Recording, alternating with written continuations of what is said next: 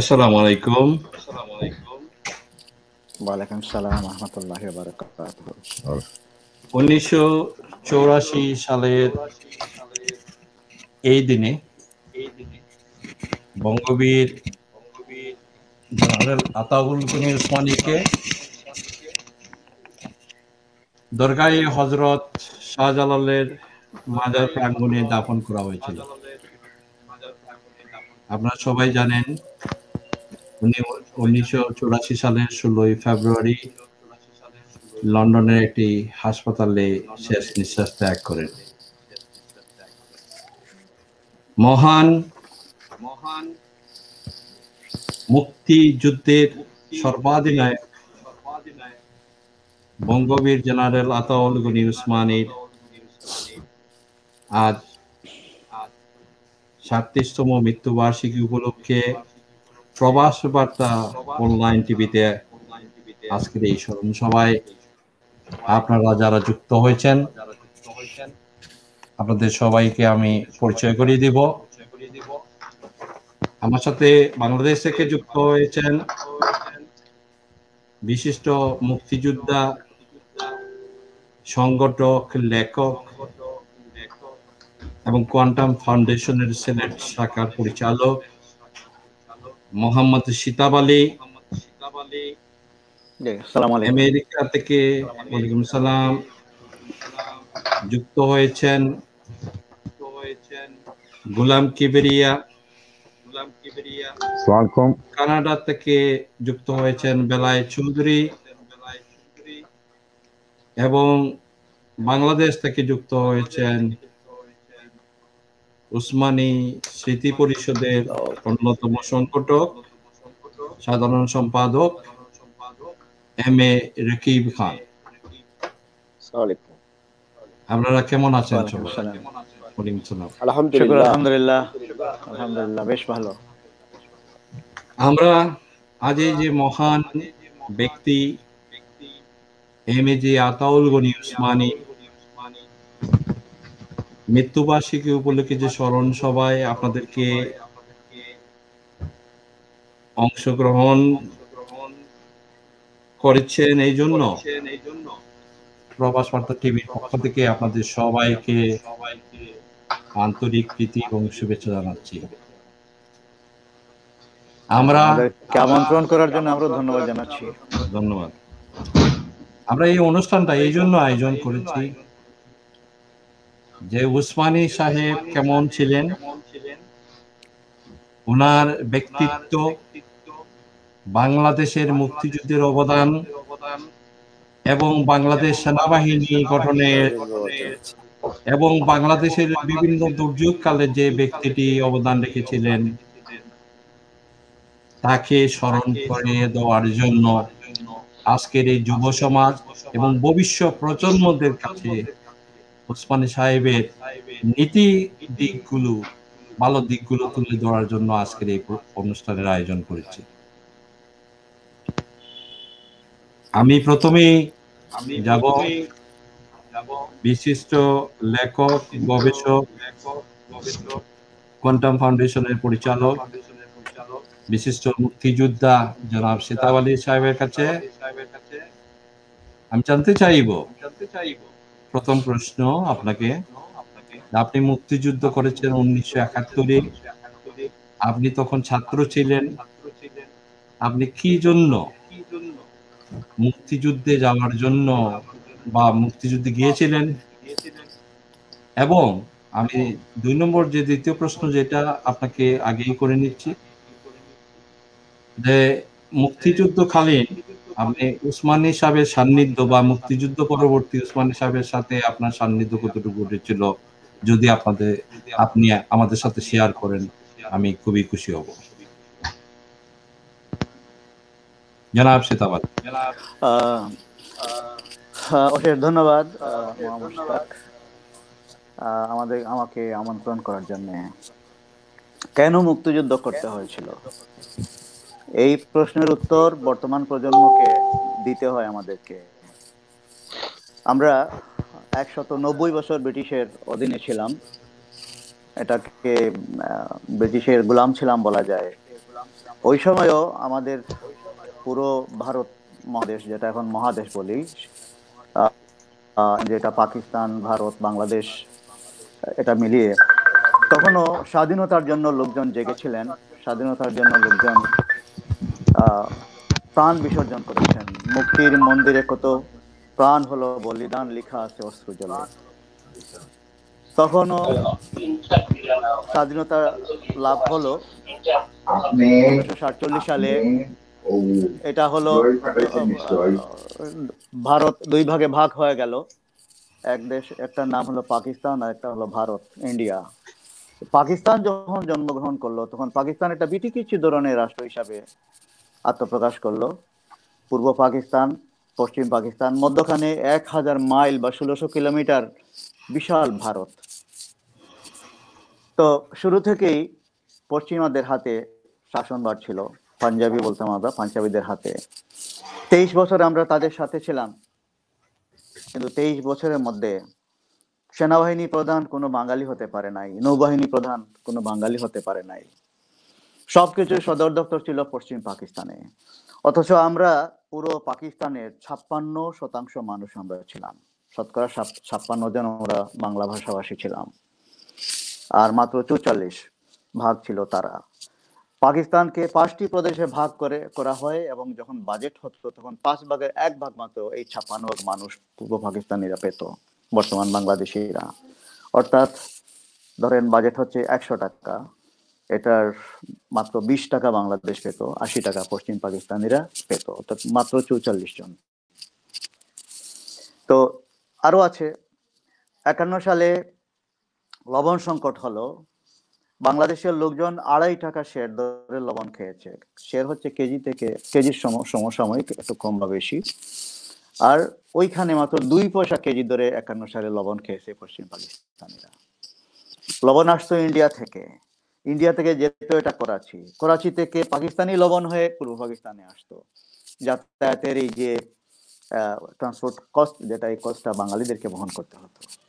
আর 52 সালের ভাষা আন্দোলন, আগামী কালকে যে আন্তর্জাতিক মাতৃভাষা দিবস, যেটাকে আমরা শহীদ দিবস বলতাম, আমাদের নিজেদের ভাষার জন্য আমরা প্রাণ দিয়েছি, এটা বিশ্বের ইতিহাসে বিরল, এটা বিশ্বের ইতিহাসে আর কোথাও নাই। অর্থাৎ প্রতিটি জিনিসই আমাদেরকে যুদ্ধ করে করে প্রাণ দিয়ে দিয়ে অর্জন করতে হয়েছে। এবং বাঙালিদের স্বার্থের কথা যখনই বলা হয়েছে, যখনই উত্থাপন করা হয়েছে, তখন জেল খাটতে হয়েছে বাঙালিদেরকে, অথবা গুলি খেতে হয়েছে। এইভাবে মৌলানা ভাসানী থেকে আরো আগে থেকেই অনেক নেতৃত্ব ছিলেন, বঙ্গবন্ধু শেখ মুজিবুর রহমান, অনেকেই, এরা দিনের পর দিন জেল খেটেছেন, একটা মামলার পর আরেকটা, আরেকটার পর আরেকটা। অর্থাৎ বাঙালিদের ন্যায্য দাবি যখনই তোলা হয়েছে, জেল খেটেছে।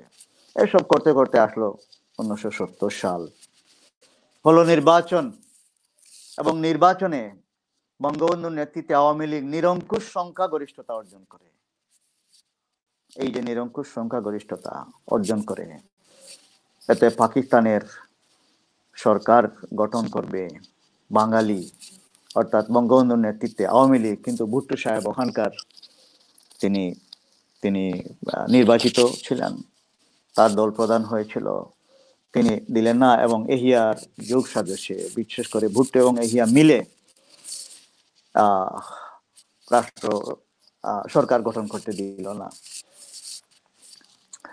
এবং ওই সময় মিটিং এর পর মিটিং চললো ঢাকায়। আর ওই নির্বাচনের সময় আসলে জেনারেল এম এ জি উসমানির সাথে আমার সাক্ষাৎ হয়। বঙ্গবন্ধুর ডাকে তিনি সাড়া দিয়েছিলেন, এবং তখন আমাদের যে কনস্টিটিউয়েন্সি বা নির্বাচনী এলাকা, ফেসগঞ্জ, বালাগঞ্জ, বিশ্বনাথ, এই 3টা মিলে যে কনস্টিটিউয়েন্সি ছিল, অর্থাৎ নির্বাচনী এলাকা ছিল, সেই এলাকায় তিনি দাঁড়িয়েছিলেন, বঙ্গবন্ধু দাঁড় করিয়ে দিয়েছিলেন, এবং তার কনিষ্ঠতম কর্মী হিসাবে আমি অংশগ্রহণ করি। ওই সময় তিনি যখন যান হাবড়া বাজারে একটা জনসভায়, যাওয়ার পরে রাত হয়ে যায়, এবং মহা মুশতাক, তোমার জন্য সুখবর হচ্ছে, তোমার মামার বাড়িতে তিনি রাত্রি যাপন করেন। এখলাস মিয়া সাহেব, ওনার মা খুবই একজন দরদি মানুষ ছিলেন, এবং উসমানী সাহেবের স্মরণ শক্তি এত বেশি ছিল, মুক্তিযুদ্ধে যখন ট্রেনিং চলছিল, ট্রেনিং সেন্টারে তিনি আমাদের ট্রেনিং দেখার জন্য গিয়েছিলেন। তো সেখানে লৌহবন, ওইখানে তিনি গিয়েছিলেন। সেখানে একান্তে তিনি আমি যখন তিনি হাঁটছিলেন আমার সামনে গিয়ে তার স্মরণ হলো এবং তিনি বলতে পারলেন আমি কোন জায়গার। এবং তিনি ওই সময় জিজ্ঞেস করেছিলেন যে ওই যে মুরব্বী মহিলা উনি কেমন রেখে এসেছেন। বলছিলাম যে তিনি ভালো রেখে এসেছি, মানে এখন তো কিরকম আছেন বলতে পারবো না, রেখে এসেছি ভালো।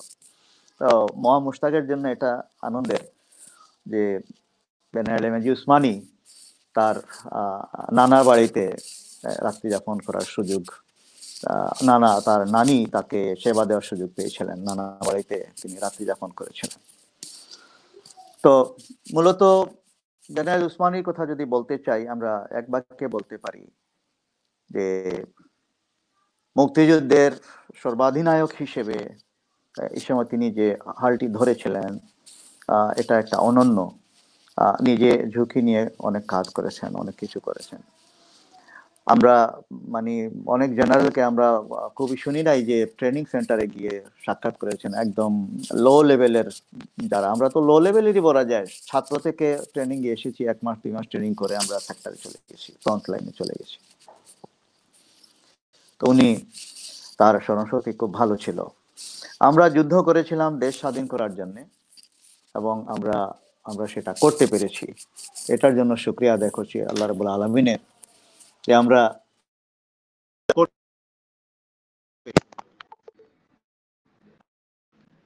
আর তার শুধু নেতৃত্ব ছিল,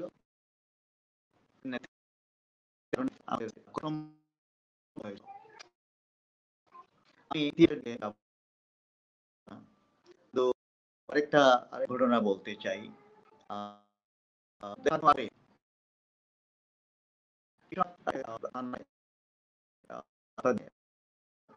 অনেক হাই স্কুল তার পাশেই এটা অনেক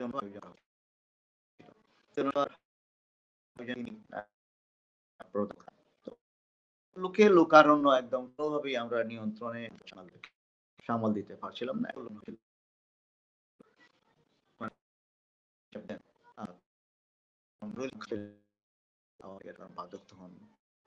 থানা আওয়ামী লীগের জেনারেল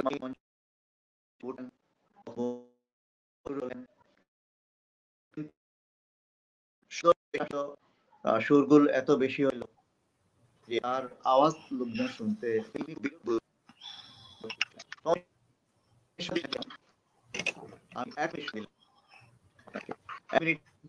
ভিতরে আপনাদেরকে শান্ত করার জন্য জনাব সিতাব আলী সাহেব, আপনার কথাগুলো পরিষ্কার শোনা যাচ্ছে না। আমি আপনাকে আবার নিয়ে আসব। আমি এখন গোলাম কিবরিয়ার কাছে যাব। গোলাম কিবরিয়া আমেরিকা থেকে যোগ দিয়েছেন। জনাব গোলাম কিবরিয়া।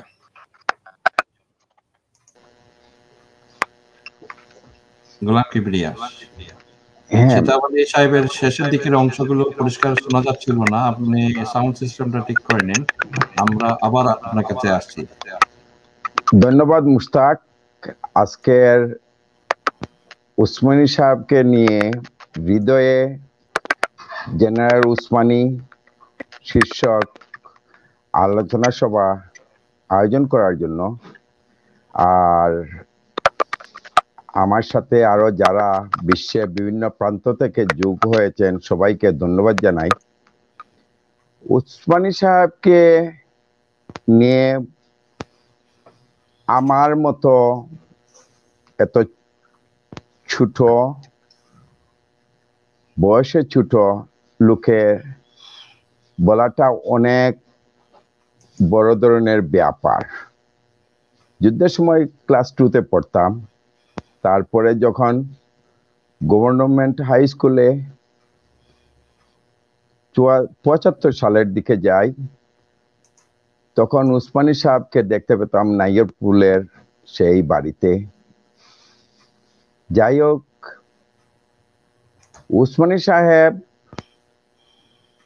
যে মুক্তিযুদ্ধের সর্বাধিনায়ক সেটা অকুতোভয়ে আমাদের স্বীকার করতে হবে, নতুন প্রজন্মের কাছে তুলে ধরতে হবে উসমানী সাহেব কে ছিলেন। ইতিহাসের পাতায় স্বর্ণাক্ষরে উনার নাম যেন লেখা হয়ে থাকে, সেটাই আমি আশা করি নতুন প্রজন্মের কাছে। হৃদয়ে জেনারেল উসমানী যদি না রাখেন, তাহলে আমার মনে হয় যে মুক্তিযুদ্ধে অংশগ্রহণ করাটাই উসমানী সাহেবের জন্য ঠিক হয় নাই। আমরা বাংলাদেশি, জাতীয়তাবাদী বাংলাদেশি, কিন্তু আমাদের বুঝতে হবে যতই যা কিছু হোক উসমানী সাহেবকে নিয়ে যে অবদান রেখে গেছেন মুক্তিযুদ্ধের সময়, সেটা যেন আমরা তুলে ধরতে পারি আগামী নতুন প্রজন্মের কাছে। সেটাই আমি পরে আবার আসবো। ধন্যবাদ মুস্তাক, থ্যাংক ইউ। ধন্যবাদ গোলাম কিবরিয়া। আমি এবার যাচ্ছি, আমার সাথে রয়েছেন জনাব বেলায়েত চৌধুরী। বেলায়েত চৌধুরী, আপনি কানাডা থেকে যোগ দিয়েছেন, আপনি উসমানী সম্পর্কে কিছু বলুন। জনাব বেলায়েত চৌধুরী, বেলায়েত চৌধুরী, আপনি কি শুনতে পাচ্ছেন? আমি এখন চলে যাব রকিব খানের কাছে। রকিব খান ঢাকা থেকে যোগ দিয়েছেন, উসমানী স্মৃতি পরিষদের সাধারণ সম্পাদক এম এ রকিব খান।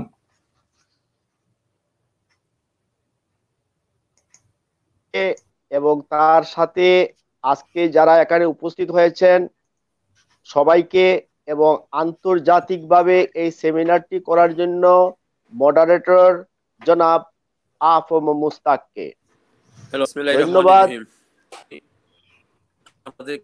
আজকে বঙ্গবীর জেনারেল এম এ জি উসমানের ৭০তম মৃত্যুবার্ষিকী এই আলোচনা সভাটি অত্যন্ত গুরুত্বপূর্ণ। একজনকে বন্ধ করতে হবে। বেলায়েত চৌধুরীর কথা কি শুনবেন না আমার কথা? আপনি বলেন, আপনি বলতে থাকেন। আচ্ছা, বঙ্গবীর জেনারেল এম এ জি উসমানী আমাদের গর্ব, সিলেটের কৃতি সন্তান। তিনি শুধু বাঙালি জাতিকে বার্মার রণাঙ্গনে ব্রিটিশের যুদ্ধে উনার যুদ্ধ কৌশল প্রদর্শন করে বাঙালি জাতির মুখ উজ্জ্বল করেছিলেন। তারপর উনি পাকিস্তান যুদ্ধে, তারপর ৭১-এ উনি মুক্তিযুদ্ধকে নেতৃত্ব দিয়ে দেশকে মাত্র ৯ মাসে স্বাধীন করেছিলেন। ওনার এই বঞ্চনা লাঞ্ছনার পর পাকিস্তান যে উনাকে কর্নেল পদ থেকে অবসর দেয়। অবসরের পরে উনি একটু বিশ্রামী ছিলেন। বঙ্গবন্ধু উনাকে আওয়ামী লীগে যোগদান করানোর জন্য সিলেটের নেতৃবৃন্দ যেমন আব্দুস সামাদ আজাদ, দেওয়ান ফরিদ গাজী এদেরকে বলতে থাকেন যে কর্নেল উসমানীকে আওয়ামী লীগে যোগদান করান।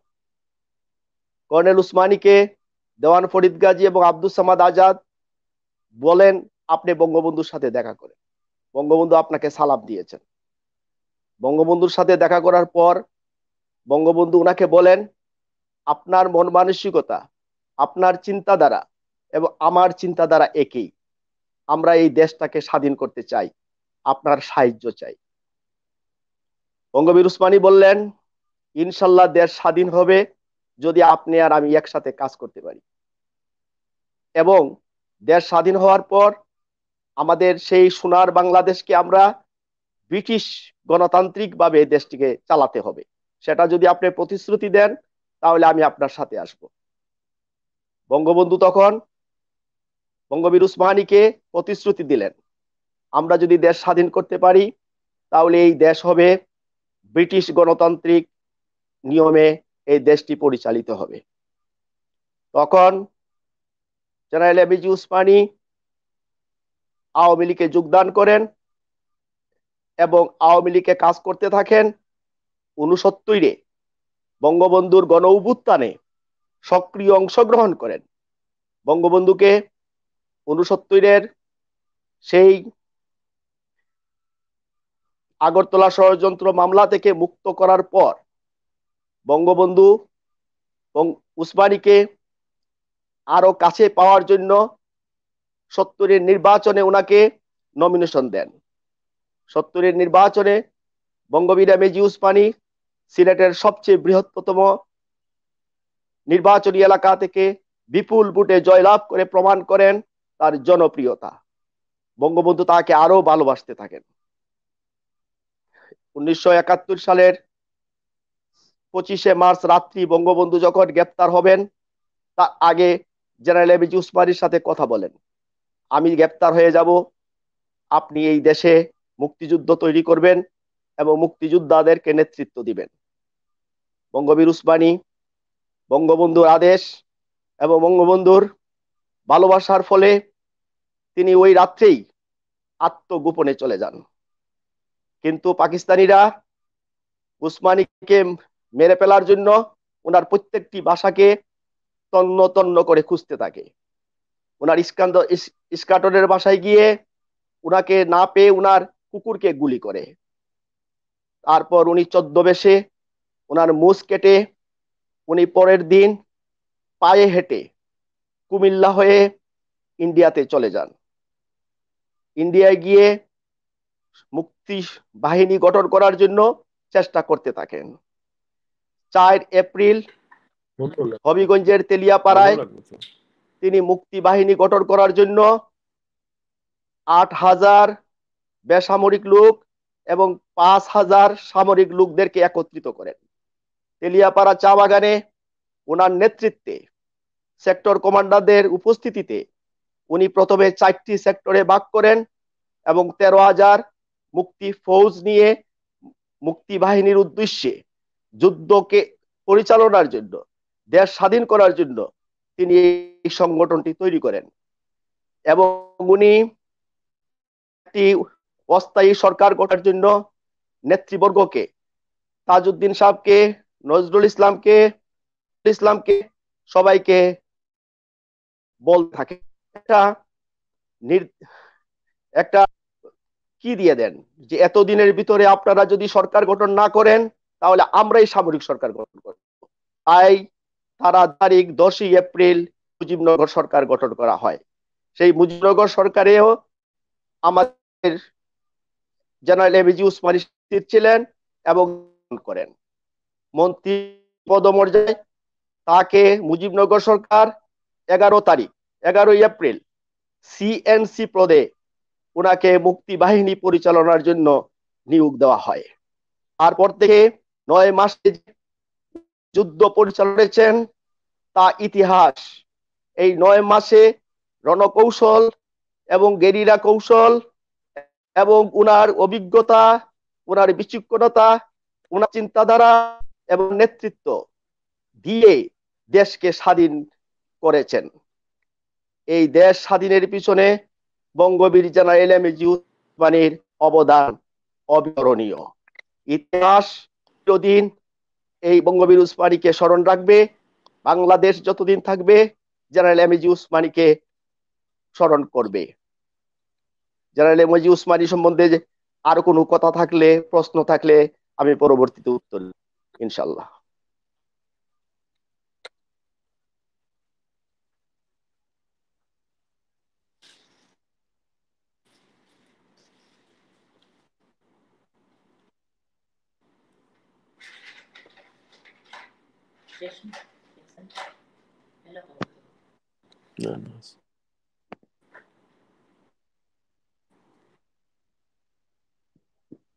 শোনা যাচ্ছে না কেন?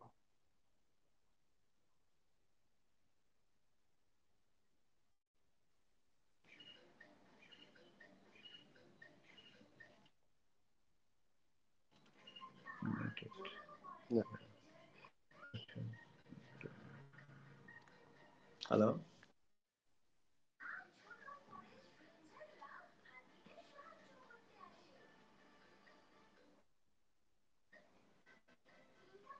মিউট হয়ে গেছে।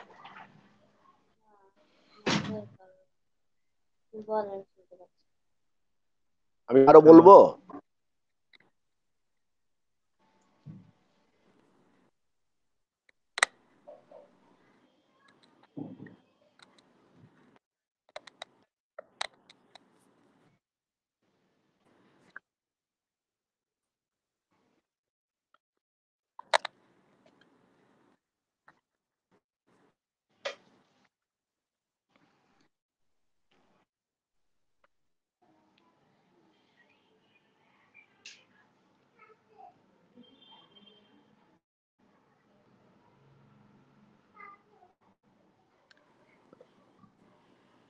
শোনা যান না মুশতাক? তুমি কিছু কইরানি বা কোনো সাউন্ড আন না আমার কাছে? আমার কাছে কোনো সাউন্ড আন না। হ্যালো, আপনি কি আমাকে শুনতে পাচ্ছেন? হ্যালো, আপনি আমাকে শুনতে পাচ্ছেন? হ্যালো, হ্যালো, আপনারা কি আমার এই কথাগুলো শুনতে পাচ্ছেন? আমি শুনতে আপনার পাচ্ছি। জি, জি, তাহলে আপনার কাছে আমি আবার ফিরে আসছি। আপনার শেষের দিকের কথাগুলো শোনা যাচ্ছিল না। শেষের দিকের কথাগুলা শোনা যাচ্ছিল না। আপনি যদি সেখান থেকে কন্টিনিউ করেন প্লিজ।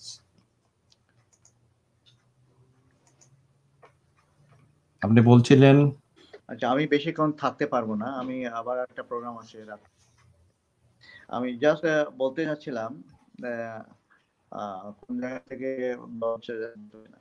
মানে মুক্তিযুদ্ধের পরে ৭২ সালে বিশ্বনাথে একটা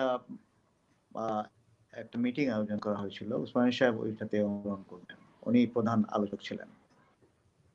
তো আমরা যখন লোকজন এত লুকারণ্য হয়ে গেল, জায়গা দেওয়া সম্ভব হচ্ছে না, এত লোকজন এত বেশি আসছিল। তো এর দিকে উসমানী সাহেব হাজির হন। নুরুল ইসলাম খান তখন আওয়ামী লীগের থানা আওয়ামী লীগের সেক্রেটারি, তিনি নিয়ে গেলেন, মঞ্চে উঠলেন। আমি খুব শর্টকাট বলছি। উঠলেন, কিন্তু লোকজনের খুব বিশৃঙ্খল অবস্থা ছিল, জায়গা হচ্ছিল না, অনেক বিশাল মাঠেও জায়গা হচ্ছিল না। তো মঞ্চে ওঠার পরে তিনি অনুরোধ করিয়া চুপ থাকুন, চুপ হন, নীরব হন, তাহলে আমার কথা শুনতে পারবেন, আমিও বলতে পারবো। এবং তিনি সিলেটি ভাষায় বলতেন, যেতেন তিনি সিলেটি ভাষায় কথা বলতেন, আলোচনা করতেন বা লেকচার দিতেন, কিন্তু লোকজন কোনোভাবেই শান্ত হচ্ছিল না। আমরা অনেক চেষ্টা করেছি একটু বসে তিনি 1 মিনিট সময় দিলেন এবং 1 মিনিট সময় শেষ হলে কিন্তু আমি যাবো, আমি কথা বলবো না যদি চুপ না হন। সত্যি 1 মিনিট পার হয়ে গেল, তখন উসমানী সাহেব মঞ্চ থেকে নেমে গাড়ির দিকে যাত্রা করলেন। তারপরে তিনি চলেই গিয়েছিলেন। পরবর্তী তিনি আবার তাকে অনুরোধ করে ফিরিয়ে নেওয়া হয়েছে। অর্থাৎ সময়ের প্রতি তার যে সচেতনতা, এটা আমরা অন্য নেতার মধ্যে এটা দেখতে পাই না। এবং মানুষের প্রতি তার মমত্ববোধ ছিল এবং সম্পদের প্রতি তার কোনো আগ্রহ ছিল না। তার বাড়িটাও তিনি ওয়াকফ করে দিয়ে গেছেন। তো এখন তো খুবই নিরহ এবং মানুষের প্রতি মমত্ববোধ একজন মানুষ ছিলেন। যেভাবে তিনি মানুষের কল্যাণের জন্য নিজের জীবন বাজি রেখে যুদ্ধে নেতৃত্ব দিয়েছিলেন, পরবর্তী জীবনেও এরকম দেখেছি। ছোট বিষয়ের উপরেও দেখেছি। ইতিবৃত্ত যখন আমরা এডিট করি আমি, তখন তার একটা লেখা ছিল, ইংলিশ দিয়েছিলেন, এটাকে আমরা বাংলায় অনুবাদ করে তিনি বলছেন আমাকে রাধে কেটে যাবে না। তো তখন তিনি ক্যান্টনমেন্টে থাকতেন। এটা ৭৮ সালের ঘটনা বলছি। এবং এই বইটির প্রথম যে লেখাটি, এটা তার নিজের লেখা, এটা আমরা করে দিয়েছি। তখন রাত্রি অনেক রাত হয়ে যেত, রাত্রি 12টা, কোনদিন 11:30, রাত্রি 12টা তিনি সময় দিতেন। এবং ওই সময়ও তার কোনো ক্লান্তি ছিল না। রাত্রি 12টায়ও যখন গিয়েছি তখন ক্লান্তি ছিল না। এই লেখাটি ইংরেজি ছিল, এটা আমরা বাংলা অনুবাদ করে এটাকে ইতিনিবৃত্ত, যেটা বাংলাদেশের প্রথম ইতিহাস। এই ইতিহাসগুলো আর কেউ। তো এর তো আমি বিদেশ চলে যাই, তার সাথে আর আমার সাথে অনেকটা যোগাযোগ ছিল না, এবং বিদেশে থেকেই তার মৃত্যু সংবাদ আমি শুনতে পাই। অসাধারণ এক মানুষ ছিলেন তিনি। এটা এ ধরনের মানুষ, এত ব্যক্তিত্ব সম্পন্ন মানুষের জন্য তার হৃদয় সবসময় হাহাকার করতো, মানুষের কর্ণে নিবেদিত প্রাণ ছিলেন তিনি। তার কাছে থেকে শেখার মতো অনেক কিছুই আছে। তো আমরা তার বিদেহী আত্মার মাগফিরাত, আমাকে সুযোগ দেওয়ার জন্য আমি মুশতাককে ধন্যবাদ জানাচ্ছি। আপনাদের সবার প্রতি আমার দোয়া থাকলো, সালাম থাকলো, সবাই ভালো থাকলো। আমি বিদায় নিচ্ছি। আপনি বিদায় নেওয়ার আগে ছোট্ট একটি প্রশ্ন আপনার কাছে রাখতে চাই। আপনি ইতিহীন ইতিবৃত্ত এই যে বইটা দেখিয়েছেন আমাদেরকে, এটা পাবলিকের কাছে এটাকে আবার রিপাবলিকেশন করা যায় কিনা? এটা যেহেতু আপনার কাছে কপি আছে, পর্যাপ্ত সংখ্যা হয়তো নাই, আমি যতটুকু জানি, ওটাকে পুনর্মুদ্রণ করা যায় কিনা? কারণ এটাই যখন ইতিহীন ইতিবৃত্ত। জি বলেন। আমাদের দেশের প্রতিটি ইউনিভার্সিটি কলেজে এই বইটা আছে, এবং ক্যালকাটা ইউনিভার্সিটি আমাদেরকে রিকুয়েশন দিয়ে নিয়ে গেছে, একটা অনেকগুলো কপি আছে। আবুল কাশেম খান সিলেট জেলা কমান্ডার যখন ছিলেন, আমি সংস্কৃতি ছিলাম, তো ওই সময় বইটা করা, 78 সালে করা বইটা আর কি। আবুল কাশেম খান লন্ডনে, এবং এটা সেকেন্ড এডিশন। আমি যেটা দেখালাম এটা হচ্ছে সেকেন্ড এডিশন। দেখো এটা উন্মুক্ত আছে আমাদের, আমরা কপিরাইট রাখি নাই, জ্ঞানের কোনো কপিরাইট হয় না, যে কেউ এটাকে পাবলিশ করতে পারবে, যে কেউ। কিন্তু শর্ত হচ্ছে শুধু অভিজ্ঞতা হবে, কোনো বিকৃতি, কোনো চেঞ্জ আসবে না, যেভাবে আছে ওইভাবে যে কেউ পাবলিশ করবে। ধন্যবাদ জনাব, ধন্যবাদ জনাব, যেহেতু কোনো কপিরাইট আমরা রাখি নাই। ধন্যবাদ জনাব। ইতিহাসটা জানতে পারবে,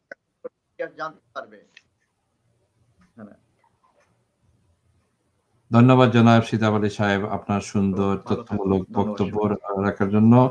আজকে আমাদের এই প্রবাস বার্তা অনলাইন টিভিতে সময় দেওয়ার জন্য আপনাকে অশেষ ধন্যবাদ। আসসালামু আলাইকুম। আমরা এখন যাচ্ছি গোলাম কিবরিয়ার কাছে। সেই সাথে হয়তো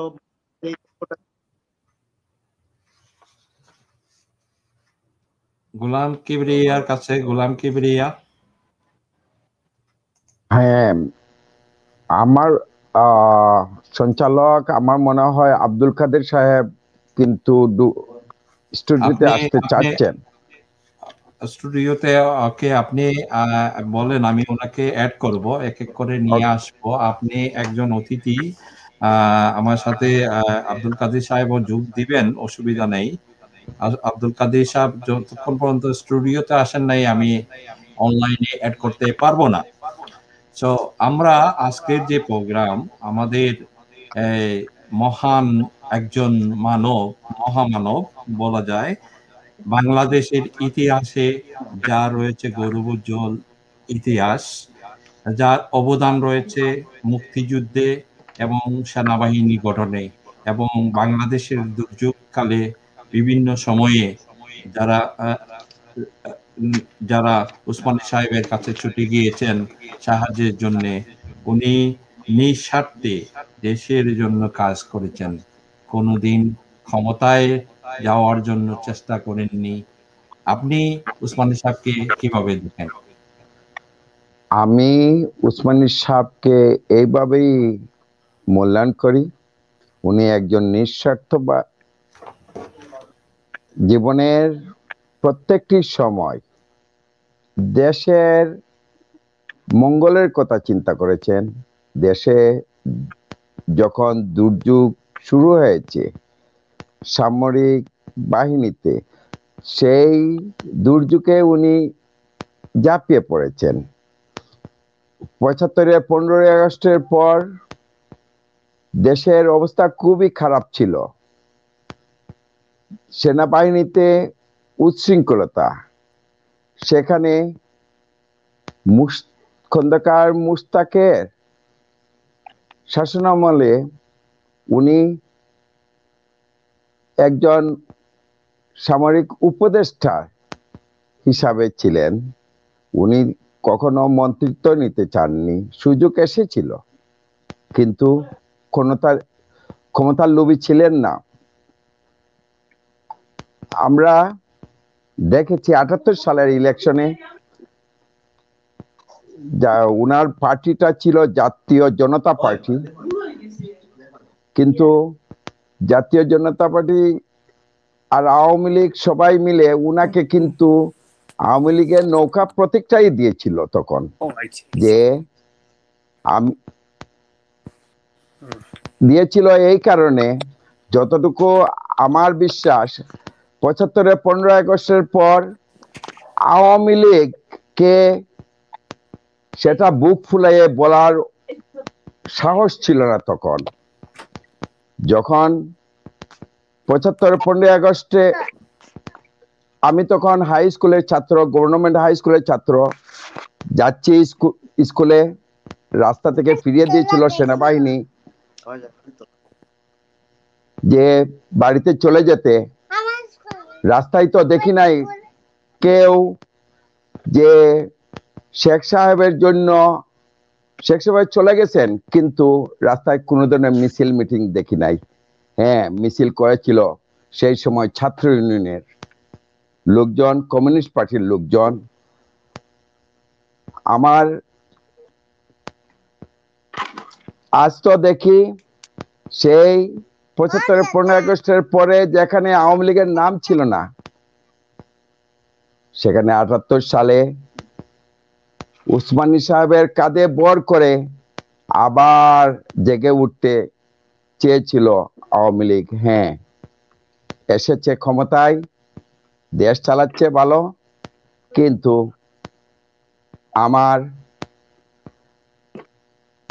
আমি দুঃখ ভরে বলতে চাই, যে মহান ব্যক্তি ৭১ সালে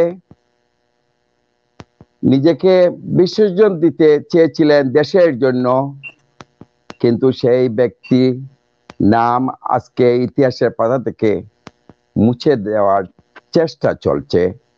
কখনো উনাকে শনাক্ত করা হচ্ছে উনি ছিলেন মুশতাকের সহযোগী। আরে ভাই, আমি বলবো, যদি সহযোগী হয়ে থাকেন ৭৫-এর 15ই আগস্টের পর ৭৮ সালে এই আওয়ামী লীগ আবার কেন নৌকার প্রতীক দিয়েছিল? এখানে একটা কিন্তু রয়ে যায়, প্রশ্নবোধক রয়ে যায়। তাদের কি ছিল না অন্য কেউ? তাহলে আমি বলবো, এখনো জাতি যেন উসমানী সাহেবকে সঠিকভাবে মূল্যায়ন করে, উসমানী সাহেবের মৃত্যুবার্ষিকী, জন্মবার্ষিকী যেন জাতীয়ভাবে পালন করে। যে কোনো সরকারি আসুক না কেন দেশ শাসনে, যে উসমানী সাহেবকে শ্রদ্ধা ভরে স্মরণ করুক, এই আমি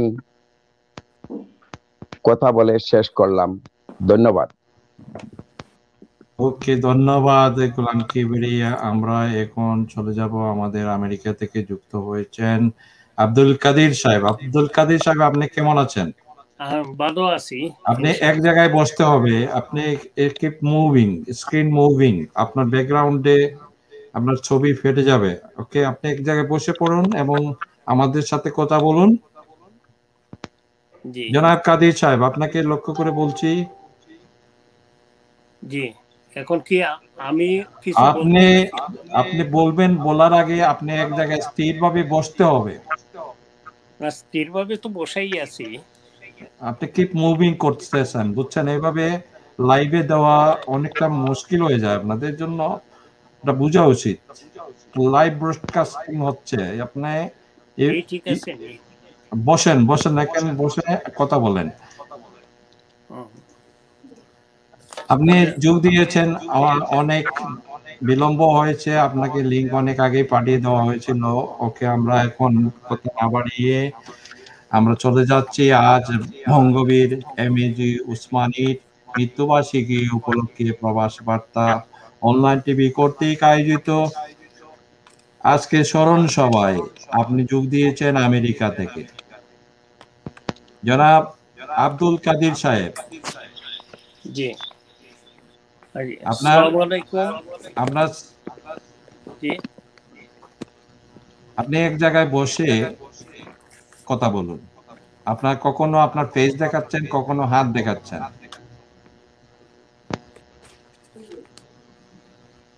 এই জি হইছে বলুন, নাকি? বলেন বলেন, টেস্টিং করার সময় নাই এখন। আসসালামু আলাইকুম। You on the live. আসসালামু আলাইকুম উপস্থিত সঞ্চালক সাহেব এবং উপস্থিত দর্শক বৃন্দ। জেনারেল উসমানী সাহেবের মৃত্যু দিবস উপলক্ষে আজকের সেমিনার আমরা করছি।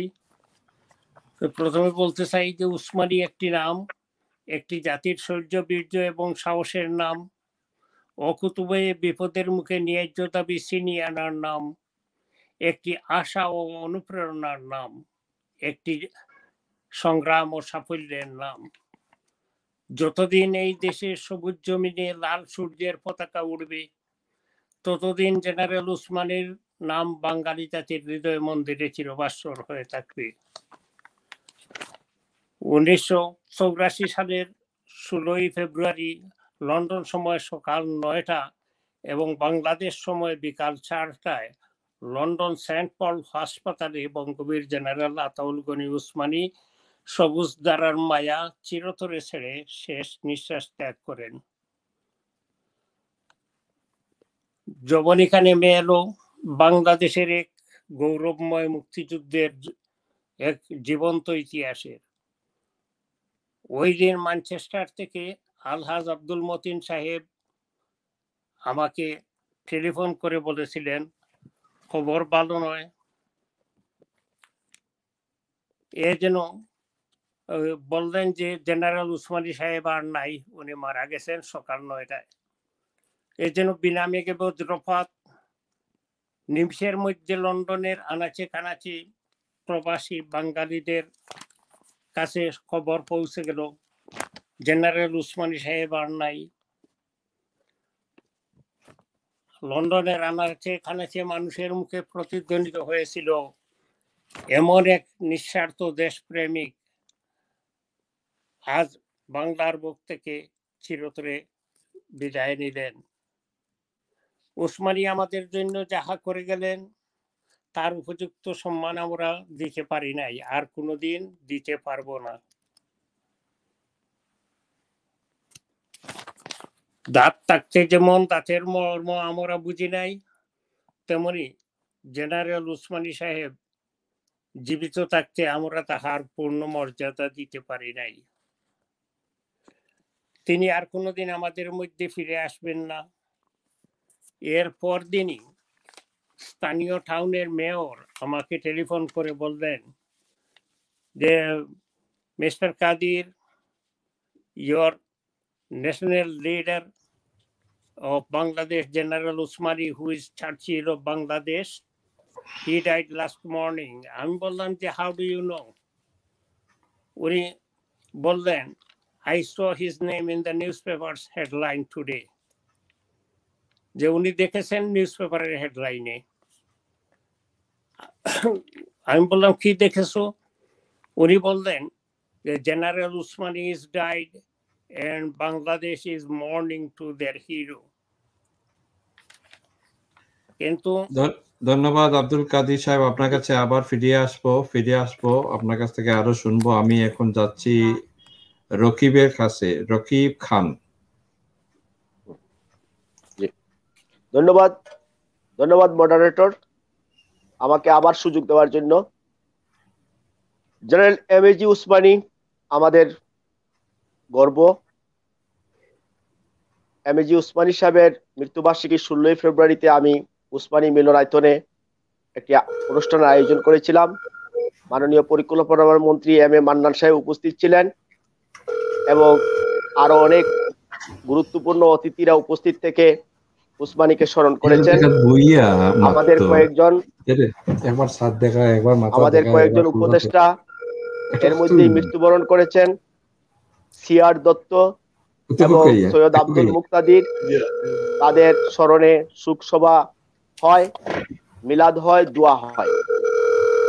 আন্তর্জাতিকভাবে আজকে প্রবাস বার্তা যে আয়োজন করেছে, প্রবাস বার্তাকে ধন্যবাদ। সমস্ত পৃথিবীর মানুষ আজ এই অনুষ্ঠানটি দেখেছে। জেনারেল এম এ জি উসমানী কে ছিলেন এই জাতি, এই পৃথিবীর মানুষ জানে। জেনারেল এম এ জি উসমানী সাহেব সুনামগঞ্জে জন্মগ্রহণ করেও এই বাংলাদেশকে স্বাধীন করতে গিয়ে উনি বিশ্বের মধ্যে পরিচিতি লাভ করেছিলেন। 1971 সালে এই মুক্তিযুদ্ধকে নেতৃত্ব দিয়ে উনি পাকিস্তানিদের মধ্যে আতঙ্ক ছিলেন। পাকিস্তানিরা জেনারেল উসমানীকে ভয় পেত, মুক্তি বাহিনীকে ভয় পেত, গেরিলাদেরকে ভয় পেত। এই মুক্তি ফৌজ, মুক্তি বাহিনী, গেরিলা বাহিনী এই তাদের নর কৌশলটি তৈরি করে দিয়েছিলেন জেনারেল এম এ জি উসমানী তার অভিজ্ঞতা থেকে, যার কারণে আমরা 9 মাসে দেশটিকে স্বাধীন করতে পেরেছিলাম। জেনারেল এম এ জি উসমানী সাহেবের রাজনৈতিক জীবন কেউ এখানে আলোচনা করেননি, আমি একটু আলোচনা করতে চাই। 70-এর নির্বাচনে যেহেতু উনি একজন এমএনএ ছিলেন, দেশ মুক্তি বাহিনীকে নেতৃত্ব দিয়ে দেশকে স্বাধীন করেছিলেন।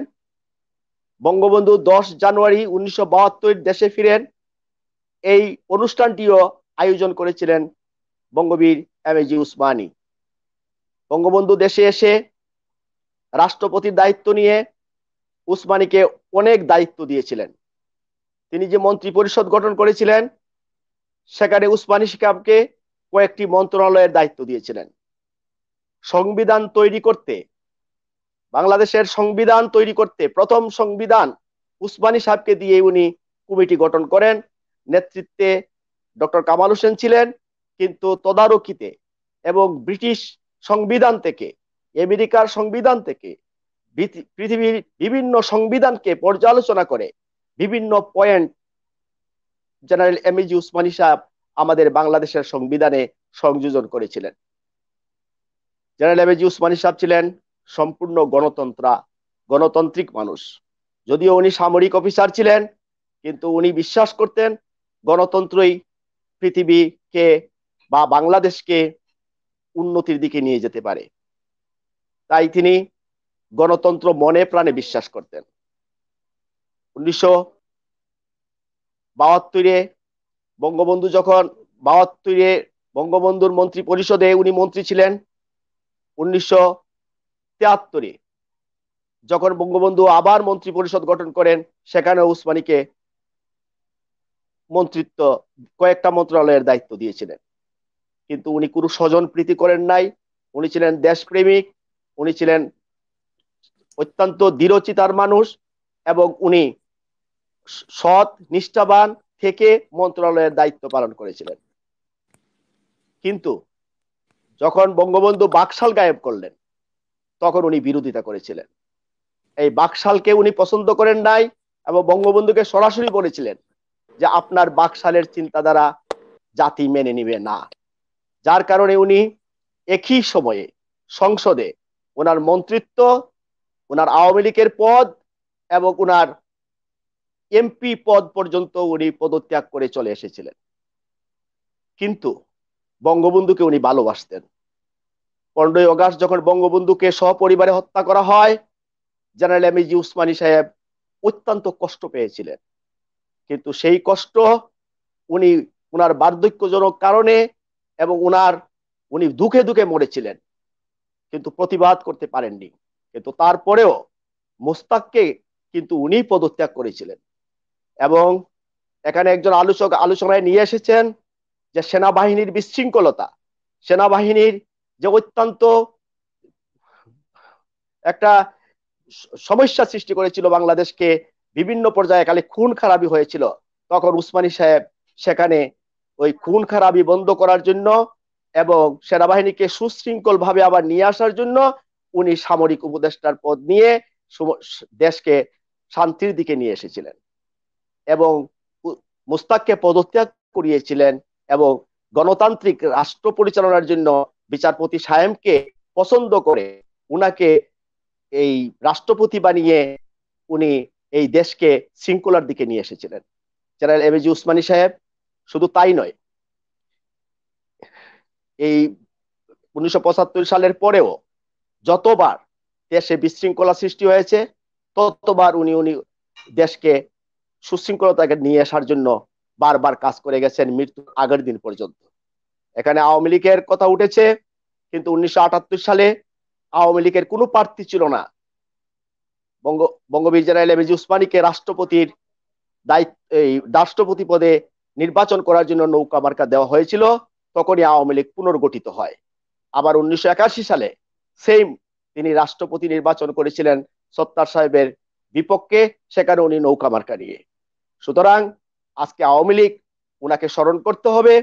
আওয়ামী লীগ মনে করতে হবে জেনারেল এমএজি উসমানী সাহেব আওয়ামী লীগের জন্যই উনি সমস্ত জীবন, উনার মনের ভিতরে আওয়ামী লীগ ছিল, বঙ্গবন্ধুর আদর্শ ছিল। কারণ তিনি বঙ্গবন্ধুকে শপথ, বঙ্গবন্ধু এবং তিনি একই দিনে বলেছিলেন আমরা দেশকে স্বাধীন করব, আপনার চিন্তাধারা এবং আমার চিন্তাধারা একই। তাই তিনি 84 সাল পর্যন্ত, ওনার মৃত্যুর দিন পর্যন্ত উনি দেশের গণতন্ত্রের জন্য কাজ করে গেছেন এবং সাধারণ মানুষকে ভালোবেসে গেছেন। একজন প্রকৃত দেশপ্রেমিক হিসাবে আমরা আজীবন তাকে শ্রদ্ধা ভরে স্মরণ করব। এই দেশ যতদিন থাকবে জেনারেল এমএজি উসমানী আমাদের হৃদয়ে থাকবে, আমাদের সমস্ত মানুষের হৃদয়ে থাকবেন। তাকে কোনোদিন কেউ মুছতে পারবেন না। সবাইকে ধন্যবাদ। রকিব খান।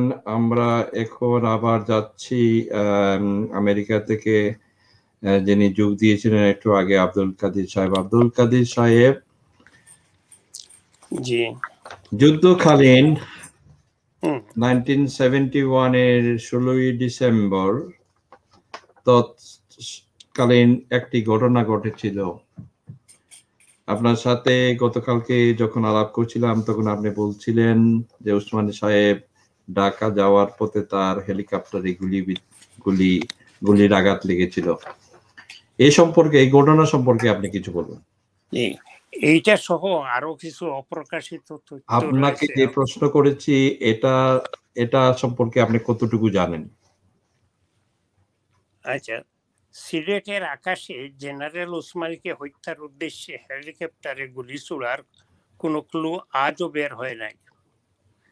সেদিন 16 ডিসেম্বর 1971 সাল খাদিমনগরে অবস্থান করছিল ভারতীয় ফরেস্ট ব্রিগেড। কদমতলীতে ও রেল স্টেশনে অবস্থান করছিল মীর শওকত মুক্তিবাহিনীদেরকে নিয়ে, এবং সেখানে উপস্থিত ছিলেন মীর শওকত। রেল স্টেশনে হেলিকপ্টার নিয়ে উপস্থিত ছিলেন major general Ziaur Rahman.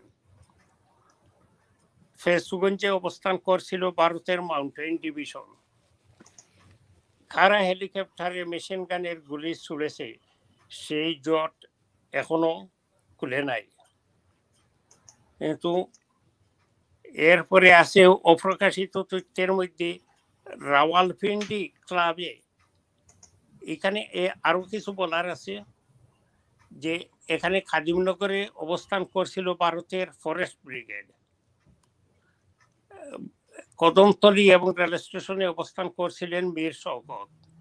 Rail স্টেশনে জিয়াউর রহমান হেলিকপ্টার নিয়ে যুদ্ধ পর্যবেক্ষণের নামে।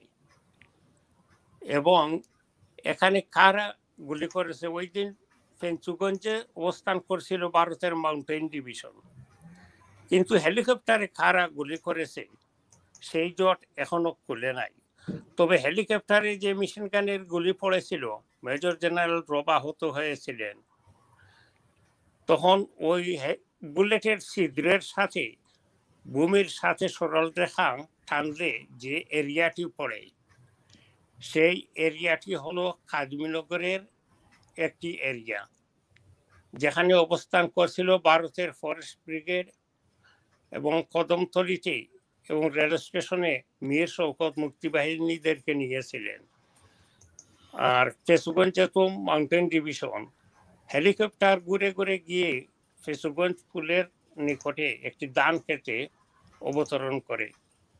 সেখান থেকে জেনারেল উসমানী সহ হেলিকপ্টারের সবাই কিছু না কিছু আহত হয়েছিলেন। তারপরে তিনি বললেন যে একটা কাঠ নিয়ে আসার জন্য লোকজন এসে জড়ো করলো হেলিকপ্টারে, সবাইকে যার যার সাধ্য মতো সাহায্য করতেছিল, কিন্তু মেজর জেনারেল রব সিরিয়াসলি ইনজুরি হয়েছিলেন। তিনি অন্য হেলিকপ্টারে প্রথমে মাইজগাঁও হসপিটাল নেওয়ার পর ওরা বলল ওনাকে ক্যালকাটায় পাঠিয়ে দেন। তখন তিনি হেলিকপ্টার যুগে ক্যালকাটাতে ওনাকে স্থানান্তর করা হয় এবং সেখানে চিকিৎসার পর তিনি আরোগ্য হয়ে আসেন। কিন্তু এখন প্রশ্ন হলো হেলিকপ্টারে কারা গুলি করেছে? এখন এইটা এখনো পরিষ্কার হয় নাই, কিন্তু হেলিকপ্টারে গুলি পড়ার পর থেকেই ঢাকা বেতার কেন্দ্র থেকে সাথে সাথে অ্যানাউন্স করা হয় যে আনন্দ করে কেহ আকাশের দিকে গুলি ছাড়তে পারবেন না। এই ঘটনার পর থেকেই মোস্তফা আল্লামা ছিলেন আমার সাথে অনেক দিন। উনি গল্পের মধ্যে বলেছেন যে এখানে এই রহস্যটাই আজও উদ্ঘাটন হয় নাই, কিন্তু বিভিন্ন জন বিভিন্ন মত বলেছেন, কিন্তু কোনোটার ভিত্তি পাওয়া যায় নাই কারা হেলিকপ্টারে গুলি করেছে। ওকে, ধন্যবাদ ধন্যবাদ আপনার কাছে আবার আসবো। আমি আবার যাচ্ছি এখানে গোলাম কিবরিয়ার সাথে। গোলাম কিবরিয়া আমাকে শুনতে পাচ্ছ? গোলাম কিবরিয়া,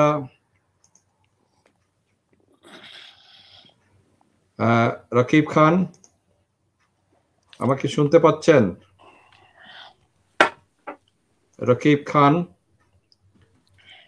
আপনি শুনতে পাচ্ছেন আমাকে? মডারেটর আমি শুনতে পাচ্ছি। হ্যাঁ হ্যাঁ, ওকে। আমি আপনার কাছে একটা প্রশ্ন আপনার কাছে বলার আগে, আমরা জানি যে বঙ্গবীর জেনারেল আতাউল গনি উসমানী মুক্তিযুদ্ধকালীন একটা পাণ্ডুলিপি রেখে গেছেন। আমরা এও জানি তথ্যের ভিত্তিতে যে উনি যখন মারা যান 16ই ফেব্রুয়ারি 1984 সালে, তখন রাষ্ট্রপ্রধান ছিলেন হুসেন মোহাম্মদ এরশাদ এবং সিলেটের নাইরপুরস্থ দুপাদিঘির পাড়ে উসমানী সাহেবের যে বাড়ি, বর্তমানে যে জাদুঘর হিসাবে উসমান জাদুঘর করা হয়েছে, এখান থেকে ট্রাকে করে প্রায় 3 ট্রাকের মতো জিনিস নেওয়া হয়েছে এবং এখানে উসমানীর ব্যবহারী জিনিস, আসবাবপত্র সহ অনেক কিছু রাষ্ট্রীয় রক্ষণাবেক্ষণে তখন চলে গেছে। এর মধ্যে উসমানী সাহেবের অনেক বই, ডায়েরি ছিল বলে তথ্যে পাওয়া গেছে। আমরা কি আজ পর্যন্ত এই বাঙালি জাতি প্রায় 50 বছর হয়ে গেল স্বাধীনতার এই পাণ্ডুলিপিটি কোথায় আছে বা কিভাবে এটা উদ্ধার করা যায়? আপনি কি এই ব্যাপারে কিছু বলতে পারবেন? ধন্যবাদ মডারেটর। জেনারেল এমএজি উসমানী সাহেব যখন অসুস্থ ছিলেন, তখন উনি সিএমএইচ এ থাকা অবস্থায় উনি আমাদেরকে বলেছিলেন যে আমি লন্ডন থেকে এসে আমি বই লিখব। তার একটা পাণ্ডুলিপি ছিল ইংলিশে করা। আমাদেরকে বলেছিলেন আমি এসে এই আমার ইংলিশ বইটি আমি বাংলায় করব, তখন আপনারা সবাই দেখবেন। আমাদের সেটা আশা ছিল যে উসমানী সাহেব লন্ডন থেকে সুস্থ হয়ে আসবেন, আসার পরে পাণ্ডুলিপিটি আমাদেরকে দেখাবেন বা বইটি করবেন, আমরা তখন বইটি পাবো। কিন্তু আমাদের দুর্ভাগ্য, জেনারেল এমএজি উসমানী সাহেব জীবিত অবস্থায় আর লন্ডন থেকে আসেননি। আপনার কথা সত্য যে উনার বাসা থেকে সরকারি লোকজন 3 গাড়ি জিনিসপত্র সহ উনার যাবতীয় জিনিসপত্র তখন তাদের দখলে নিয়ে যায়। কোথায় নিয়ে যায়, কার কাছে নিয়ে যায়, এখন পর্যন্ত এগুলার কোনো হদিস আমরা করিনি। আমাদের স্মৃতি পরিষদের পক্ষ থেকে আমরা চেষ্টা করছি, বর্তমান সরকারের কাছে আমাদের আবেদন আছে যে আমরা উনার পাণ্ডুলিপি এবং উনার যা জিনিসপত্র ছিল এইগুলা কোথায় গেল, কার কাছে গেল, কে নিল, আমরা সরকারিভাবে এগুলার খোঁজখবর নিতে চাচ্ছি। আমরা ডিসি সাহেবকে বলেছি, সিলেটের ডিসি সাহেবকে, উনি নতুন ডিসি বা এর আগে যারা ডিসি ছিলেন তারা সবাই কম বয়সী, এরা জানেন না। যেহেতু ওনার বাড়িটি এখন সরকারের তত্ত্বাবধানে আছে, পূর্ত মন্ত্রণালয়ের কন্ট্রোলে আছে এবং জাদুঘর হিসাবে সরকার ডিক্লারেশন দিয়েছে। আমরা বারবার পূর্ত মন্ত্রণালয়কেও বলেছি যে ওনার যাবতীয় জিনিস আরো অনেকেই সরকারি কোষাগারে বা অন্য জায়গায় আছে, এগুলা নিয়ে এসে ওনার জাদুঘরে রাখা হোক। আমরা চেষ্টা চালিয়ে যাব যতক্ষণ পর্যন্ত আমরা ওনার পাণ্ডুলিপিটি পাবো না।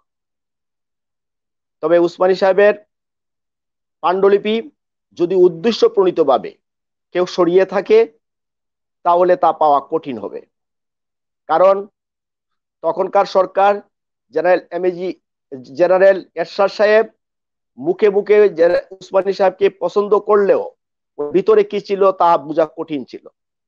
কারণ সিএমইসে উনি চিকিৎসা করাতেন, বারবার গিয়েছেন, দেখছেন, কিন্তু তারপরেও আমরা সন্তুষ্ট ছিলাম না উনার ব্যবহারে।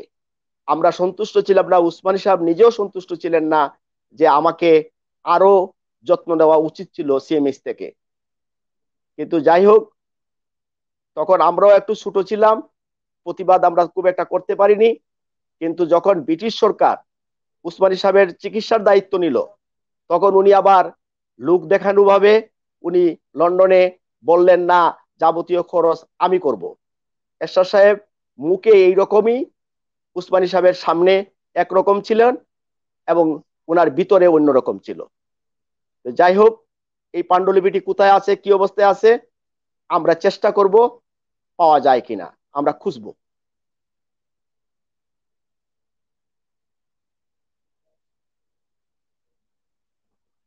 মডারেটর, উসমানী সাহেব সম্বন্ধে কি আমি আরো কিছু কথা বলবো? হ্যাঁ বলেন, আপনি কি বলবেন বলেন। উসমানী সাহেব রাজনৈতিকভাবে যদিও উনি একটি দল করেছিলেন জনতা পার্টি, ওনার জনতা পার্টির কার্যক্রম দেশে বিদেশে আপাতত হচ্ছে না। আমরা সমস্ত পৃথিবীর মানুষকে চাই উসমানী সাহেবের আদর্শ তুলে ধরার জন্য, ধরে রাখার জন্য, উসমানী সাহেবকে মানুষের হৃদয়ে রাখার জন্য। উসমানী সাহেবের পার্টি যারা এখন বর্তমানে পরিচালনায় আছেন তারা যদি না করতে পারেন, তারা যারা করতে পারবে, যারা সময় দিতে পারবে, যারা উসমানী সাহেবকে মনে প্রাণে ভালোবাসে, তাদের হাতে তুলে দেওয়ার জন্য আমি জনতা পার্টির যে 2 জন ব্যক্তি জনতা পার্টিকে ধরে রেখেছেন তাদের কাছে আমি অনুরোধ করব। আর অনুরোধ করব উসমানী সাহেবকে হৃদয়ে স্থান দেওয়ার জন্য পৃথিবী থেকে এই নতুন আমরা যারা এখন এগিয়ে এসেছি, আমাদের পরবর্তী জেনারেশনের মানুষগুলাকে আকৃষ্ট করার জন্য আপনার মতো আরো এইভাবে সেমিনার, অনুষ্ঠান, লেখা এবং প্রবন্ধ তৈরি হওয়া উচিত, ডকুমেন্টারি তৈরি হওয়া উচিত, মুক্তিযুদ্ধের সঠিক ইতিহাস তৈরি হওয়া উচিত। এবং আমি অনুরোধ করব বাংলাদেশের সরকারকে উসমানী সাহেবকে যেন পাঠ্যপুস্তকে স্থান দেওয়া হয়, সঠিক ইতিহাস রচনা করা হয়। উসমানী সাহেব মুক্তিযুদ্ধে কি ছিলেন, কি করেছেন, বঙ্গবন্ধু সবার উপরে, আমরা বঙ্গবন্ধুকে খাটো করতে চাই না, বঙ্গবন্ধু জাতির পিতা, কিন্তু এই দেশে মুক্তি বাহিনী যিনি তৈরি করেছেন, মুক্তিযুদ্ধে যিনি পরিচালনা করেছেন, তাকে যেন ইতিহাসের পাতা থেকে মুছে দেওয়া না হয়।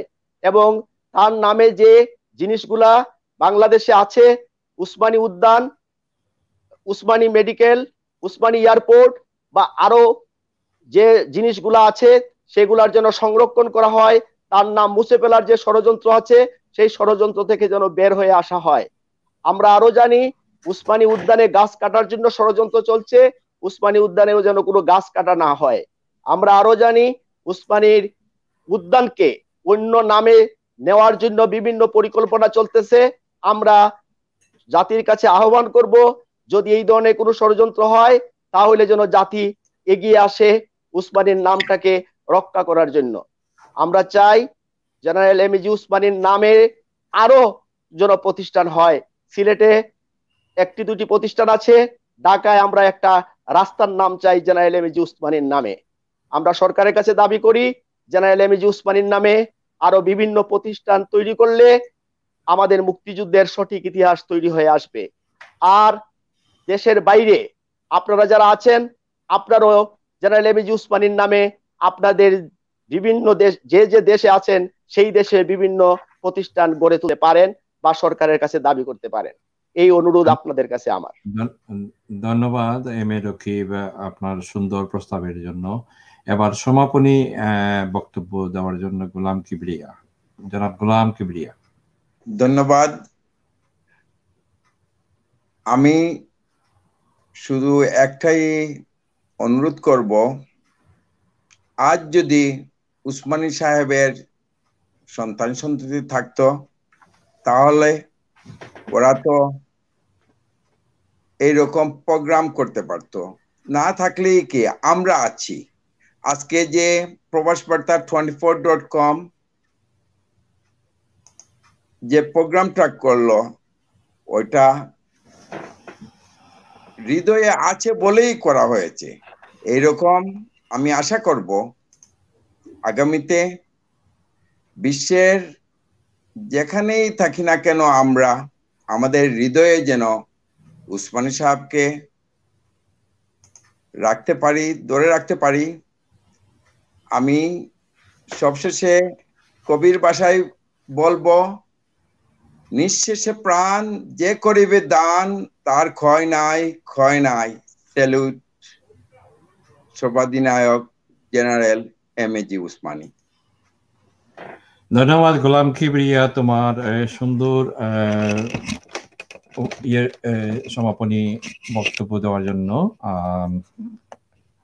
আজকের এই প্রোগ্রাম করতে গিয়ে বিভিন্ন ধরনের যান্ত্রিক এবং টেকনিক্যাল কিছু সমস্যা দেখা দিয়েছিল প্রোগ্রামের শুরু থেকে এখন পর্যন্ত। আমরা যেসব আমাদের সাথে প্রথম দিকে অতিথিবৃন্দ এখানে থাকার কথা ছিল তাদের এই ত্রুটি থাকার কারণে অনেকে কাজে চলে গেছেন। আমরা এই জন্য প্রবাসবার্তা 24 এর পক্ষ থেকে আপনাদেরকে, যারা অংশগ্রহণ করতে পারেননি তাদের জন্য ক্ষমা এবং দুঃখ প্রকাশ করছি। অনুষ্ঠানে অনেক ভুল ত্রুটি রয়েছে। অনুষ্ঠানের আপনাদের সকলের সহযোগিতা ভবিষ্যতে আশা করব। লাইভ প্রোগ্রামের কিছু শর্তাবলী রয়েছে এবং শর্ত মোতাবেক যেহেতু এটা ডকুমেন্টারি রেকর্ডেড, ইউটিউবে স্ট্রিমিং সব সোশ্যাল মিডিয়াতে শেয়ার করা হয়, তাই জন্য এটা অত্যন্ত গুরুত্বপূর্ণ এবং গুরুত্ব সহকারে সবাই বিবেচনা করবেন। আইটি, আমরা এখানে কেহই আইটি দক্ষ নই, তারপরেও আমরা যখন লাইভ প্রোগ্রামে যখনই আমরা অংশ নিব, পার্টিসিপেট করব, তখন টেকনিক্যাল কিছু ইস্যু আছে যেগুলো আপনারা মাথায় রেখে আপনারা অংশ নেবেন। আপনাদের সকলের সহযোগিতায় অনুষ্ঠান সুন্দর হয়ে উঠবে এই প্রত্যাশা রেখে আজকের মতো এখানেই শেষ করছি।